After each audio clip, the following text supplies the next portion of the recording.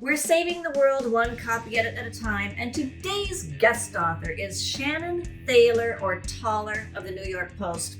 She writes, now this is a long sentence, but she commits her crime on the second word. I'm going to read the whole sentence anyway, or at least most of it. Ackman, who's been in a public crusade against MIT, demanding that it fire its president over on-campus Semitism, responded to the fresh allegations with a post to X on Saturday.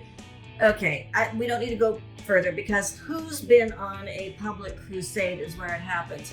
When you need to write the word whose, ask yourself if you can break down that whose into who has or who is. For instance, who's been to Mexico? Who has been to Mexico? Or who's up for a burger? Who is up for a burger? In those cases, you will write that WHO apostrophe S. And that's the case we have here. Ackman, who has been on a public crusade.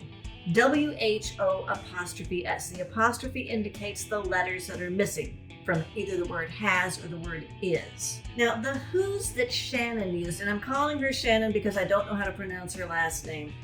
The who's that she used is, you don't really need to know this, it's technical, but it is a possessive pronoun. It's like these words, his, hers, theirs, yours, ours, its. Get it? It's one of those words.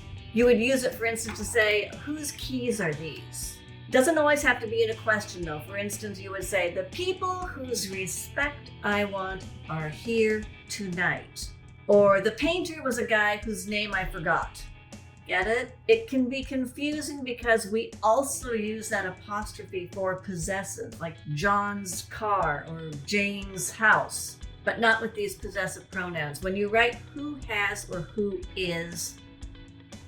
has been on a public crusade, then you need to use WHO apostrophe S. So Shannon and the New York Post, it's been a pleasure having you here in this video tonight, but if I were you, I would try to avoid this channel in this capacity in the future.